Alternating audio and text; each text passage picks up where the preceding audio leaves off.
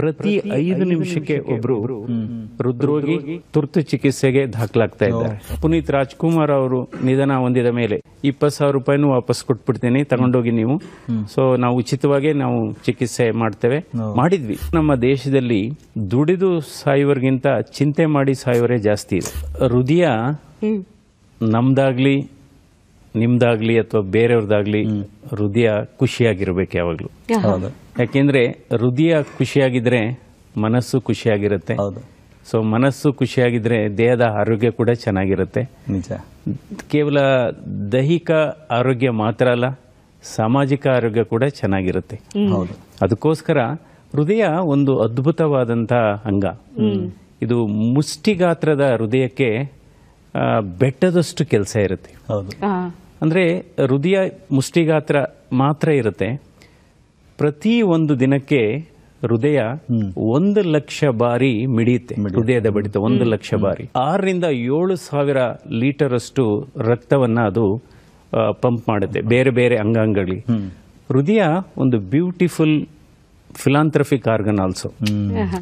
ಅಂದ್ರೆ ತನ್ನ ಆಕ್ಸಿಜನೇಷನ್ಗೆ ತನ್ನ ನ್ಯೂಟ್ರಿಷನ್ಗೆ ಕೇವಲ 5% ರಕ್ತವನ್ನು ಮಾತ್ರ ಬೆಳೆಸ್ಕೊಳ್ಳುತ್ತೆ. ಇನ್ನು 95% ರಕ್ತವನ್ನ ಬೇರೆ ಬೇರೆ ಅಂಗಾಂಗಗಳಿಗೆ ಹಂಚುತ್ತೆ. ಸೊ ಅದರ ಸಂದೇಶ ಏನಪ್ಪಾ ಅಂದ್ರೆ ನಾವು ಏನೇ ಇರಲಿ ಅದನ್ನ ಹಂಚಿ ತಿನ್ನಬೇಕು ಅಂತ. ಸೊ ಅದರಿಂದ ಹೃದಯ ಒಂದು ಬಹಳ ಮಹಾದಾನಿ ಅಂತಲೂ ಹೇಳ್ಬೋದು ಹೃದಯ. ಆದರೆ ಇನ್ನೊಂದು ವೈಶಿಷ್ಟ್ಯತೆ ಏನು ಅಂದ್ರೆ ಹೃದಯಕ್ಕೆ ವಿಶ್ರಾಂತಿ ಇಲ್ಲ. ಹೃದಯಕ್ಕೆ ಏನಾದರೂ ವಿಶ್ರಾಂತಿ ಆದ್ರೆ ಅಲ್ಲಿಗೆ ಜೀವ ಮುಗೀತು ಅಂತ. ಆದ್ರಿಂದ ಈ ನಮ್ಮ ಮನಸ್ಸಿನ ಭಾವನೆಗಳು ಏನೇ ಇರಲಿ ಅದು ನೇರವಾಗಿ ತಾಕೋದು ಹೃದಯಕ್ಕೆ. ಅದಕ್ಕೋಸ್ಕರ ನಾವು ಹೇಳ್ತೇವೆ ಸಿಟ್ಟು ಮಾಡ್ಕೋಬಾರ್ದು, ಕೋಪ ಮಾಡ್ಕೋಬಾರ್ದು, ಉದ್ವೇಗಕ್ಕೆ ನಾವು ಒಳಗಾಗಬಾರ್ದು, ಅಥವಾ ಬೇರೆಯವ್ರ ಬಗ್ಗೆ ಕೆಟ್ಟದಾಗ ಮಾತಾಡಬಾರ್ದು, ಅಸೂಯೆ ಪಡಬಾರ್ದು. ಈಗ ನೋಡಿ, ನೀವು ಕೋಪ ಮಾಡಿಕೊಂಡ್ರೆ ನಿಮಗೆ ಗೊತ್ತಿಲ್ಲದೇನೆ ನಿಮ್ಮ ಹೃದಯದ ಬಡಿತ ಜಾಸ್ತಿ ಆಗುತ್ತೆ. ಗೊತ್ತಿಲ್ಲದೇನೆ ಹೃದಯದ ಆಕ್ಟಿವಿಟೀಸ್ ಜಾಸ್ತಿ ಆಗುತ್ತೆ. ಆಮೇಲೆ ಬ್ಲಡ್ ಪ್ರೆಷರ್ ಜಾಸ್ತಿ ಆಗುತ್ತೆ. ನೋಡಿ, ಹಲವಾರು ಬಾರಿ ತಾವು ಪರೀಕ್ಷೆ ಮಾಡ್ಕೋಬಹುದು. ನಿಮ್ಮ ಬ್ಲಡ್ ಪ್ರೆಷರು ನೀವು ಶಾಂತಿಯುತಿಯಾಗಿದ್ದಂತ ಸಂದರ್ಭದಲ್ಲಿ 120/80 ಇರುತ್ತೆ. ನೀವು 3 ನಿಮಿಷ 4 ನಿಮಿಷ ಕೂಗಾಡಿ ಕಿರ್ಚಾಡಿ ಅಥವಾ ಏನಾದ್ರೂ ತುಂಬಾ ಬೇರೆಯವ್ರ ಜೊತೆ ವಾದ ವಿವಾದಕ್ಕಿಳಿದ್ರೆ ಇಮ್ಮಿಡಿಯೇಟ್ ಆಗಿ ಬ್ಲಡ್ ಪ್ರೆಷರ್ 160-100 ಆಗುತ್ತೆ. ಅಥವಾ ನಾನು ನೋಡಿದ್ದೇನೆ, ನಾವು ಆಂಜಿಯೋಪ್ಲಾಸ್ಟಿ ಮಾಡತಕ್ಕಂಥ ಸಂದರ್ಭದಲ್ಲಿ ರೋಗಿಯನ್ನ ನಾವು ಮಲಗಿಸಿರ್ತೀವಿ, ಆಪರೇಷನ್ ಟೇಬಲ್ ಮೇಲೆ ಮಲಗಿಸಿರ್ತೀವಿ. ಆಂಜಿಯೋಗ್ರಾಮ್ ಮಾಡಿದ ನಂತರ 90% ಬ್ಲಾಕ್ ಇದೆ ಅಂತ ಗೊತ್ತಾಗುತ್ತೆ ನಮಗೆ. ಆವಾಗ ರೋಗಿಗೆ ನೇರವಾಗಿ ಮಾತಾಡ್ತೇವೆ, ನೋಡಿ ನಿಮಗೆ ಒಂದು ರಕ್ತನಾಳದಲ್ಲಿ 90% ಬ್ಲಾಕೇಜ್ ಇದೆ, ಇವಾಗ ಆಂಜಿಯೋಪ್ಲಾಸ್ಟಿ ಮತ್ತು ಸ್ಟೆಂಟ್ ಅನ್ನ ಮಾಡುವ ಅವಶ್ಯಕತೆ ಇದೆ ಅಂತ. ಇದು ಹೇಳಿದ 2-3 ನಿಮಿಷದಲ್ಲೇ ಅವರ ಬ್ಲಡ್ ಪ್ರೆಷರ್ 120/80 ಇದ್ದಿದ್ದು 200/100 ಆಗುತ್ತೆ. ಸೊ ಅದರಿಂದ ಕೋಪ ಮಾಡ್ಕೋಬಾರ್ದು. ಸೊ ಅದಕ್ಕೋಸ್ಕರ ಈಗ ಕೇವಲ ನಮ್ಮ ಇವತ್ತೆಲ್ಲ ನಾವು ನೋಡ್ತೇವೆ, ಹಿಂದೆ ಒಂದು ಕಾಲ ಇತ್ತು ಈ ಹೃದಯ ಸಂಬಂಧಿ ಕಾಯಿಲೆಗಳು. ಅದರಲ್ಲೂ ಈ ಹೃದಯಘಾತ ಸ್ವಲ್ಪ ವಯಸ್ಕರಲ್ಲಿ ಬರ್ತಾ ಇತ್ತು. 50 ವರ್ಷ 60 ವರ್ಷ ಆದ ನಂತರ ಬರ್ತಾ ಇತ್ತು. ಕಳೆದ 10-15 ವರ್ಷದಲ್ಲಿ ಬಹಳ ಬದಲಾವಣೆ ಆಗಿದೆ.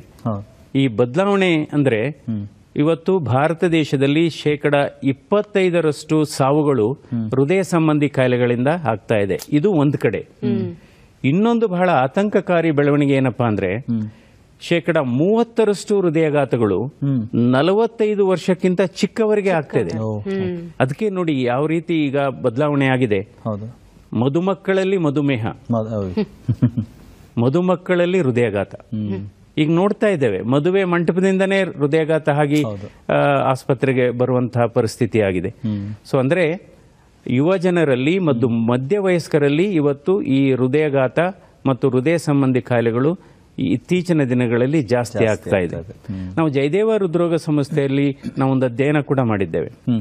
2017ರಿಂದ 2019 ಇಂದ ಕೋವಿಡ್ಗೆ ಪೂರ್ವ ಅಂದ್ರೆ ಕೋವಿಡ್ಗೆ ಮೊದಲು ಸುಮಾರು ಈ 2 ವರ್ಷಗಳಲ್ಲಿ ನಾವು 2500 ಯುವ ಹೃದ್ರೋಗಿಗಳಿಗೆ ಚಿಕಿತ್ಸೆ ಕೊಟ್ಟಿದ್ದೆ. ಇವಾಗ ಏನಾಯ್ತು, ಇತ್ತೀಚೆಗೆ ಪುನೀತ್ ರಾಜ್ಕುಮಾರ್ ಅವರು ನಿಧನ ಹೊಂದಿದ ಮೇಲೆ ಅಂದ್ರೆ ಈಗ ಹೆಚ್ಚು ಪ್ರಚಾರ ಸಿಗ್ತಾ ಇದೆ ಹೊರತು ಈ ಯುವ ಜನರಲ್ಲಿ ಹೃದಯಾಘಾತ ಆಗ್ತಾ ಇರೋದು ಕಳೆದ 10-15 ವರ್ಷದಲ್ಲಿ ಜಾಸ್ತಿ ಆಗಿದೆ. ಸೊ ಇದಕ್ಕೆ ನಾನಾ ಕಾರಣ ಕೂಡ ಇದೆ. ಹಿಂದೆ ಒಂದು ಕಾಲ ಇತ್ತು, ಮಕ್ಕಳು ತಂದೆ ತಾಯಿಗಳನ್ನ ಈ ಹೃದಯಾಘಾತ ಚಿಕಿತ್ಸೆಗೆ, ಹೃದಯ ಸಂಬಂಧಿ ಚಿಕಿತ್ಸೆಗೆ ಕರ್ಕೊ ಬರ್ತಾ ಇದ್ರು. ಇವತ್ತು ತಂದೆ ತಾಯಿಗಳು ಅವರ ಮಕ್ಕಳನ್ನ ಕರ್ಕೊಂಡ್ ಬರ್ತಾ ಇದ್ದಾರೆ. ಇದು ನಿಜವಾಗ್ಲೂ ಮನಸ್ಸಿಗೆ ನೋವಾಗುತ್ತೆ. ನಮ್ಮ ದೇಶದಲ್ಲಿ ದುಡಿದು ಸಾಯುವರಿಗಿಂತ ಚಿಂತೆ ಮಾಡಿ ಸಾಯುವರೇ ಜಾಸ್ತಿ ಇದೆ. ಬಹಳ ದುರಂತ. ಬಟ್ ಇತ್ತೀಚಿನ ದಿನಗಳಲ್ಲಿ ಈಗ ಕೆಲವರು 20-25% ಜನರಿಗೆ ಹೃದಯಾಘಾತ ಆದಂತ ಸಂದರ್ಭದಲ್ಲಿ ಯಾವುದೇ ನಿಖರವಾದಂತ ಕಾರಣ ಇಲ್ಲ. ಅವರಲ್ಲಿ ಸಕ್ಕರೆ ಕಾಯಿಲೆ ಇಲ್ಲ, ಅವರಲ್ಲಿ ಧೂಮಪಾನ ಮದ್ಯಪಾನ ಇಲ್ಲ, ಕೊಲೆಸ್ಟ್ರಾಲ್ ಕೂಡ ನಾರ್ಮಲ್ ಇರುತ್ತೆ, ಬಟ್ ಹೃದಯಾಘಾತ ಆಗಿರುತ್ತೆ. ಸೊ ಅದಕ್ಕೆ ಇವೆಲ್ಲ ಕಾರಣ. ಅಂದ್ರೆ ಒಂದು ಒತ್ತಡ, ವಿದ್ಯಾರ್ಥಿಗಳಿಗೆ ಬಹುಶಃ 1ನೇ ತರಗತಿಯಿಂದಲೇ ಒತ್ತಡ ಇದೆ.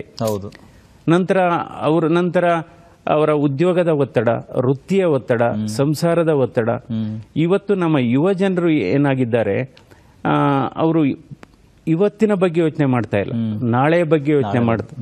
ಹಂತವಾಗಿ ಮೇಲ್ ಬರಬೇಕು. ಯಾವಾಗಲೂ ತಿಳ್ಕೊಳ್ಳಿ, ಹಂತವಾಗಿ ಮೇಲ್ ಬಂದ್ರೆ ಅದಕ್ಕೆ ನಮ್ಮ ಬಾಡಿ ಕೂಡ ಅಡ್ಜಸ್ಟ್ ಆಗುತ್ತೆ, ನಮ್ಮ ಮೈಂಡ್ ಕೂಡ ಅಡ್ಜಸ್ಟ್ ಆಗುತ್ತೆ. ಸೊ ಇವತ್ತು ಅದಕ್ಕೋಸ್ಕರ ಒತ್ತಡ ಒಂದು ಹೊಸ ಧೂಮಪಾನ ಅಂತ ಹೇಳ್ಬೋದು. ನಂತರ ಇನ್ನೊಂದು ಕಾರಣ, ಇತ್ತೀಚಿನ ದಿನಗಳಲ್ಲಿ ಈ ಅವಿಭಾಜ್ಯ ಕುಟುಂಬಗಳು ಒಡೆದೋಗ್ತಾ ಇದೆ. ನೋಡಿ, ಹಿಂದೆ ಏನಾಗಿತ್ತು, ಒಂದೇ ಮನೆಯಲ್ಲಿ 15-20 ಜನ ವಾಸ ಮಾಡ್ತಾ ಇದ್ರು. ಈಗ ನೋಡಿ, ಸಣ್ಣ ಮನೆ 15 ಜನ ಮಲಗ್ತಾ ಇದ್ರು. ಈಗ ದೊಡ್ಡ ಮನೆಯಲ್ಲಿ 4 ರೂಮ್ ಇದ್ರೆ 4 ಜನ ಮಲಗಕ್ಕೆ ಸಾಧ್ಯ. ಸೊ ಮೊದಲು ಒಂದು ಹಾಲಲ್ಲಿ ಎಲ್ಲ ಚಾಪೆ ಹಾಸ್ಕೊಂಡು ಮಲಗ್ತಾ ಇದ್ರು. ಅದರಿಂದ ಇವತ್ತು ಈ ಅವಿಭಾಜ್ಯ ಕುಟುಂಬಗಳು ಒಡೆದೋಗಿರೋದ್ರಿಂದ ನಮ್ಮ ಕುಟುಂಬದಲ್ಲಿ ಹೆಚ್ಚು ಒತ್ತಡ. ಹಿಂದೆ ಏನಾಗ್ತಾ ಇತ್ತು, ಯಾರೋ ಒಬ್ರು ಮಕ್ಳಿಗೆ ಸ್ನಾನ ಮಾಡಿಸೋರು, ಇನ್ನು ಕೆಲವರು ಮಕ್ಳಿಗೆ ತಿಂಡಿ ತಿನ್ಸೋರು, ಇನ್ ಕೆಲವರು ಹೊಲ ತೋಟದಲ್ಲಿ ಕೆಲಸ ಮಾಡೋರು. ಸಣ್ಣ ಪುಟ್ಟ ಜಗಳ ಆದ್ರೆ ಮನೆಯೇ ನ್ಯಾಯಾಲಯ, ಮನೆಯೇ ಸಮುದಾಯ ಭವನ ಮನೆಯಲ್ಲೇ ಇತ್ತು. ನಂತರ ಮನೆಯೇ ಶಿಶು ವಿಹಾರ. ಇವತ್ತೇನಾಗಿದೆ, ಇದೆಲ್ಲ ಹಾಳಾಗಿದೆ. ಯಾರಾದರೂ ಸಣ್ಣ ಪುಟ್ಟ, ಈಗ ಯಾವ ಮಟ್ಟಕ್ಕೆ ಇವತ್ತು ಜಾಯಿಂಟ್ ಫ್ಯಾಮಿಲಿ ಡೆಫಿನೇಷನ್ ಬಂದಿದೆ ಅಂದ್ರೆ, ಗಂಡ ಹೆಂಡತಿ ಜೊತೆಲಿರೋದೇ ಜಾಯಿಂಟ್ ಫ್ಯಾಮಿಲಿ, ಆ ಮಟ್ಟಕ್ಕೆ ಬಂದಿದೆ. ಸಣ್ಣ ಪುಟ್ಟ ಜಗಳ ಆಯ್ತು ಅವರಿಗೆ ಬಗೆಹರಿಸೋರು ಯಾರು ಇಲ್ಲ. ಸೊ ಇದರಿಂದ ಇವತ್ತು ನಾನು ನೋಡ್ತಾ ಇದ್ದೇನೆ, ಜಯದೇವ ಆಸ್ಪತ್ರೆಗೆ ಪ್ರತಿದಿನ, ಅದರಲ್ಲೂ ರಾತ್ರಿ 8 ಗಂಟೆಯಿಂದ ಬೆಳಿಗ್ಗೆ 8 ಗಂಟೆವರೆಗೆ ಪ್ರತಿ 5 ನಿಮಿಷಕ್ಕೆ ಒಬ್ರು ಹೃದ್ರೋಗಿ ತುರ್ತು ಚಿಕಿತ್ಸೆಗೆ ದಾಖಲಾಗ್ತಾ ಇದ್ದಾರೆ. Every 5 minutes there is an admission in casualty for a sick cardiac patient. So ಅದರಿಂದ ನಂತರ ಇನ್ನೊಂದು ಸಮಸ್ಯೆ, ಇತ್ತೀಚಿನ ದಿನಗಳಲ್ಲಿ ಹಳ್ಳಿಗಳಿಂದ ಸುಮಾರು ಜನ ನಮ್ಮ ಪಟ್ಟಣಕ್ಕೆ ಇವತ್ತು ವಲಸೆ ಬಂದಿದ್ದಾರೆ. ಮನವಿ ಮಾಡೋದು ಅಂದ್ರೆ, ಏನಾದರೂ ಒಳ್ಳೆ ಕೆಲಸ, ಒಳ್ಳೊಳ್ಳೆ ಜಾಸ್ತಿ ಸಂಬಳ ಸಿಕ್ಕರೆ ಹಳ್ಳಿಯಿಂದ ಜನರು ಬರಲಿ. ಅಲ್ಲದೆ ಇದ್ರೆ 10,000 12,000 ರೂಪಾಯಿಗೆ ಈ ದೊಡ್ಡ ದೊಡ್ಡ ನಗರಗಳಿಗೆ ಬರೋದು, ಅವ್ರಿಗೆ ಸಂಸಾರ ಸಾಗಿಸ್ಲಿಕ್ಕಾಗಲ್ಲ. ಈ 3 ತರ ಈ ಸಮಸ್ಯೆಗಳನ್ನ ನಾನು ನೋಡ್ತಾ ಇದ್ದೇನೆ. ಅವರು 30 ವರ್ಷ ಆಗಿರುತ್ತೆ ಆ ಹೆಣ್ಮಗಳಿಗೆ, 2 ಮಕ್ಕಳಿರ್ತಾರೆ, ಗಂಡನ್ಗೆ ಕಾಯಿಲೆ, ಅಥವಾ ಗಂಡ ಬಿಟ್ಟಿರ್ತಾನೆ, ಅಥವಾ ಗಂಡ ಸತ್ತಿರ್ತಾನೆ. ಅವ್ರು ಬಂದು ಅಯ್ಯೋ ಕೆಲಸ ಕೊಡಿ. ಎಷ್ಟೋ ಸರಿ ಆಗಿದೆ. ಮೊನ್ನೆ ಕೂಡ ಒಬ್ರು ಅವರ ಗಂಡನಿಗೆ ಇದು ಹಾರ್ಟ್ ಅಟ್ಯಾಕ್ ಆಗಿದೆ, ಕೆಲಸ ಇಲ್ಲ, 80,000 ಕಟ್ಟಬೇಕು. ಅವ್ರು ಹೇಳ್ತಾರೆ, ನಾನು ಕೂಲಿ ಮಾಡಿ ಮುಸ್ರೆ ತಿಕ್ಕಿ ನಾನು 10,000 ರೂಪಾಯಿ ತಂದಿದ್ದೀನಿ, ಸೊ ನನ್ನ ಹತ್ರ ದುಡ್ಡಿಲ್ಲ ಅಂತ. ನಾನು ಹೇಳ್ದೆ, ಇಲ್ಲ ನಮ್ಮ ಸೆಕ್ರೆಟರಿ ಹೇಳಿದ್ರು ಒಂದು 20,000 ಆದ್ರೂ ಕಟ್ಟಬೇಕು ಅಂತ. ಅದಕ್ಕೆ ಅವ್ರೇನು ಹೇಳ್ತಾರೆ, ನಾನು ಇನ್ನೊಂದು ಎಕ್ಸ್ಟ್ರಾ ಮನೆಯಲ್ಲಿ, ಇನ್ನೊಬ್ಬರ ಮನೆಯಲ್ಲಿ ಕೆಲಸ ಮಾಡಿದ್ರೆ ನನಗೆ ಇನ್ನೊಂದು 10,000 ಜಾಸ್ತಿ ಸಿಗ್ಬೋದು ಅಂತ. ಸೊ ಅವರಿಗೆ 3 ವರ್ಷದ ಮಗು ಇದೆ, ಮಗು ಎಲ್ಲಿ ಬಿಡ್ತಾರೆ? ಇವೆಲ್ಲ ಒತ್ತಡ. ಸೊ ಅದರಿಂದ ನಾನು ಹೇಳಿದೆ, 20,000 ರೂಪಾಯಿನೂ ವಾಪಸ್ ಕೊಟ್ಬಿಡ್ತೀನಿ, ತಗೊಂಡೋಗಿ ನೀವು. ಸೊ ನಾವು ಉಚಿತವಾಗಿ ನಾವು ಚಿಕಿತ್ಸೆ ಮಾಡಿದ್ವಿ, ಉಚಿತವಾಗಿ ಆಂಜಿಯೋಪ್ಲಾಸ್ಟಿ ಮಾಡಿದ್ವಿ. ಅದರಿಂದ ಇವತ್ತು ಈ ಹೃದಯ ಸಂಬಂಧಿ ಕಾಯಿಲೆ ಕೇವಲ ಶ್ರೀಮಂತರ ಕಾಯಿಲೆಯಾಗಿ ಉಳಿದಿಲ್ಲ, ಇದು ಕೇವಲ ಪಟ್ಟಣವಾಸಿಗಳ ಕಾಯಿಲೆಯಾಗಿ ಉಳಿದಿಲ್ಲ, ಕೂಲಿ ಕಾರ್ಮಿಕರಲ್ಲೂ ಇದೆ, ಬಡವರಲ್ಲೂ ಇದೆ. ಸೊ ಅದರಿಂದ ನಿಜವಾಗ್ಲೂ ಇದು ಜಾತ್ಯತೀತ ಕಾಯಿಲೆ ಅಂತಲೇ ಹೇಳ್ಬೋದು.